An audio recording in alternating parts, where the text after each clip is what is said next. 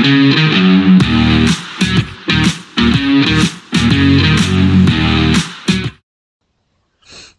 welcome back to the SuperCoach Nuff channel. In this video we're going to review round 15 of the 2024 AFL SuperCoach season.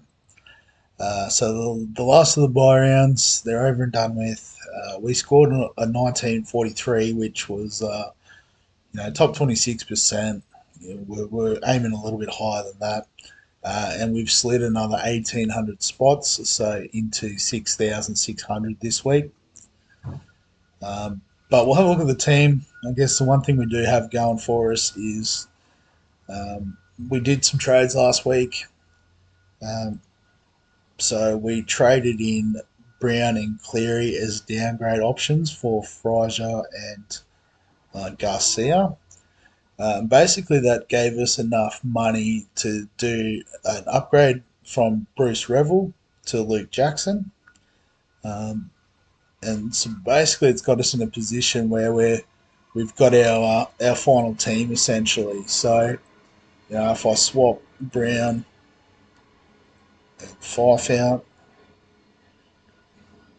so like got 6 defenders, Nick Martin being D6, full midfield now with Horn Francis hanging on there at M8, Gorn and English in the rucks, and probably 6 premium level forwards.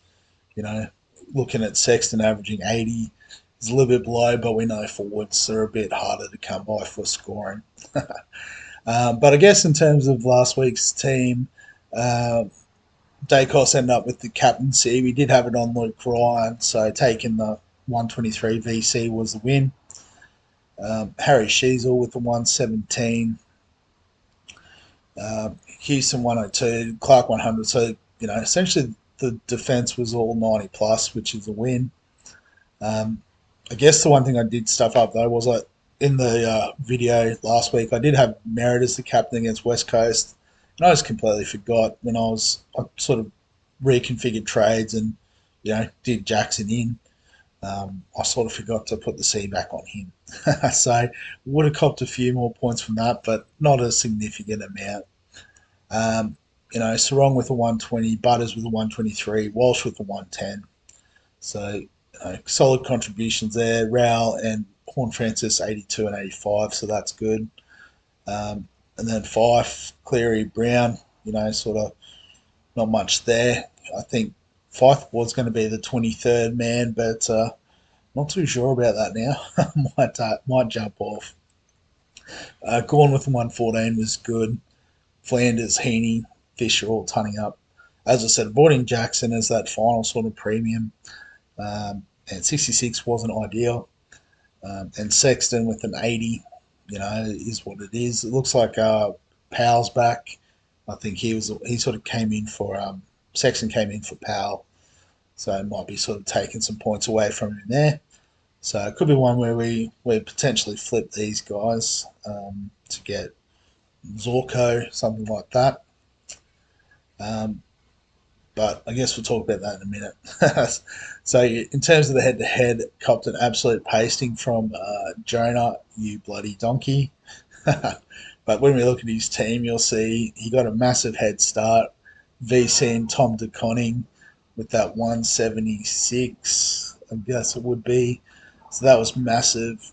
And then, just had Stewart, Butters, Zorko with Tom Stewart with 100, Zorko with 100. Tom Green with a 153, so he's back. Grundy with a 124. Obviously, he didn't have a second ruck this week. Well, actually, he didn't have Gorn, so it's probably even. LDU with a 148 and Elliot Yeo with a 139. So, like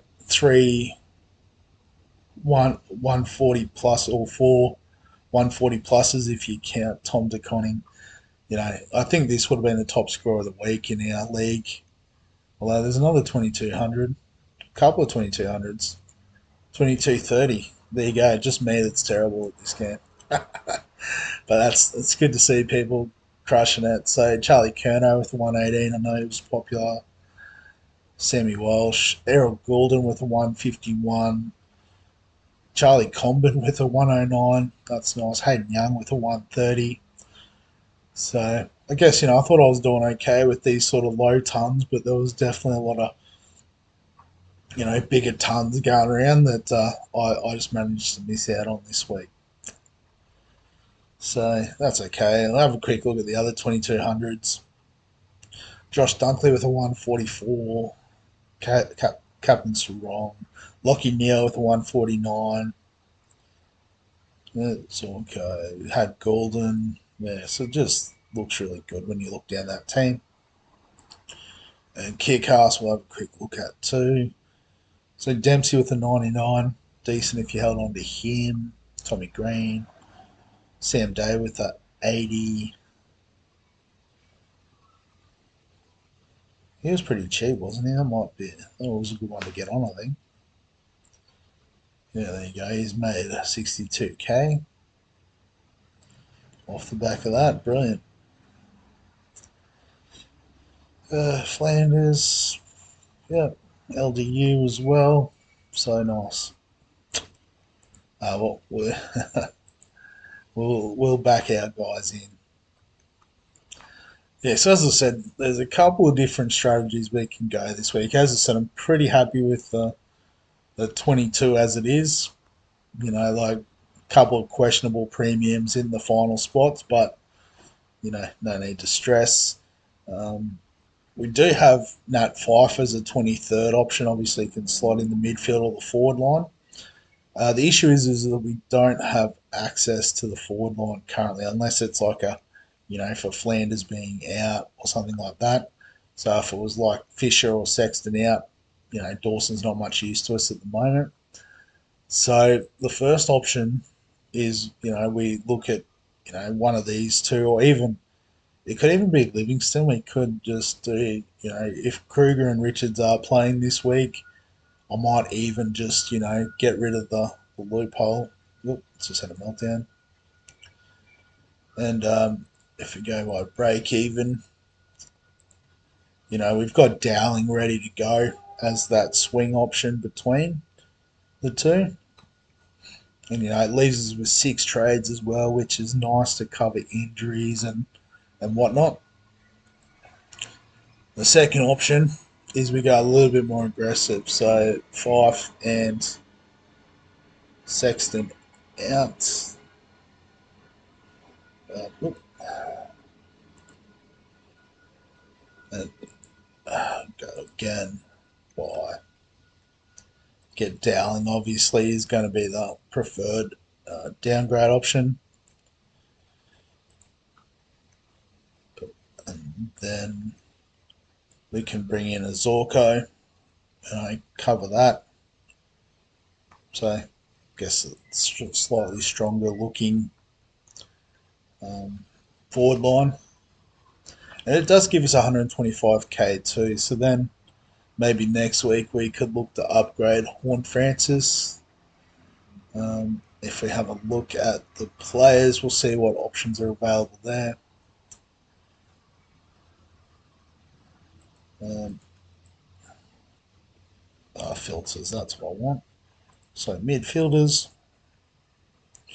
So we've got the top 6, which is interesting, although Heaney and Dacos aren't in the midfield. So I've got the top 4, I guess, pure midfielders. Goulden might just get out of our reach this week. Break even 105 is not, a shoe in, but what would we have to spend? 635. So yeah, we'd be hoping he sort of hits about the break even mark. Oh, hang on, I've lost my filter there. Yeah, so if he hit about the 105, we could get him. LDU's probably got a nice break even, I'd imagine 74, so he's probably a miss. Lockie Neal is probably an interesting one, 134. Break even. Yeah, so could get Lockie Neal in at M8. He'd obviously not be M8. Could go with an Anderson or Miller. Probably not. After that, we're getting probably a bit much sort of like for like at this stage. So it could be Lockie Neal. I don't think there's any defenders that we're needing to upgrade Martin to. Like McGovern's going well, but only an extra 3 points on Martin. Actually, that's probably what I should have looked at in the midfield too.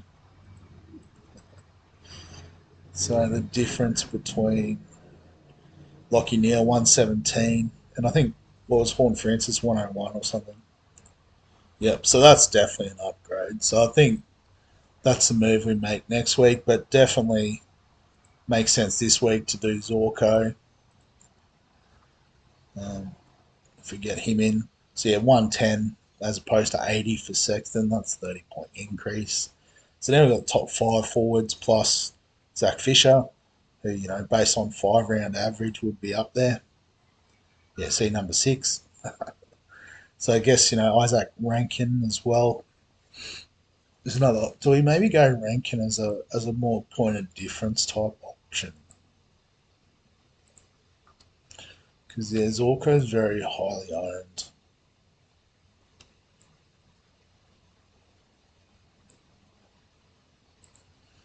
Just have a look at his form. Yeah, so it's pretty good. I don't know why his break even's so high. 142 is not that far out of the realm.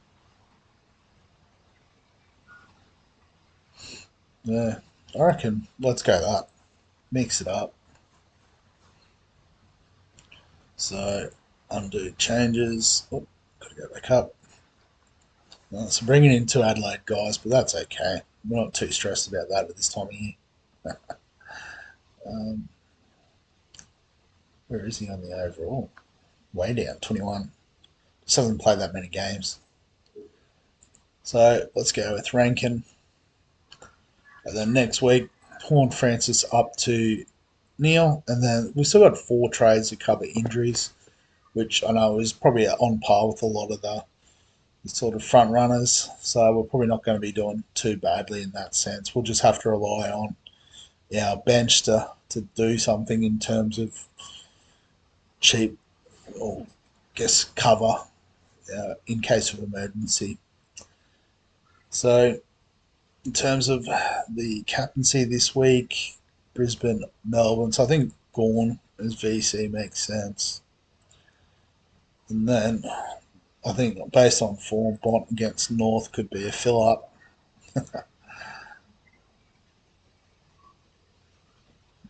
Any other matchups we like? Swans Freo. West Coast against Hawthorn. Don't really have a Hawthorn asset to get them that. I think something like that will be fine this week. Yeah, we'll go with that. All right, so there's the team. I guess pretty well full premium. As I said, we'll upgrade Horn Francis next week, and then that's about it in terms of upgrades. So we'll just go for the ride in the last. What we got? I think we've still got a fair bit of time. Yeah, about 8 weeks.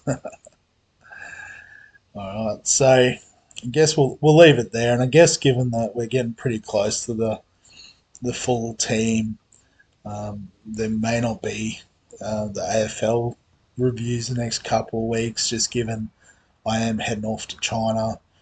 It's a little bit harder to get through to YouTube on there. I'm hoping I'll be okay enough, but then obviously it's also a time factor of having the time to record while I'm, out seeing that part of the world. So yeah, if there isn't any videos over the next few weeks, I will apologise in advance, but it is what it is. So thanks very much for watching. Obviously, if you've got any questions, comments, thoughts, feel free to add them below this video. Give us a like if you enjoy the AFL content. Subscribe for all the fantasy sports content on the channel. And other than that, we'll catch you in the next one.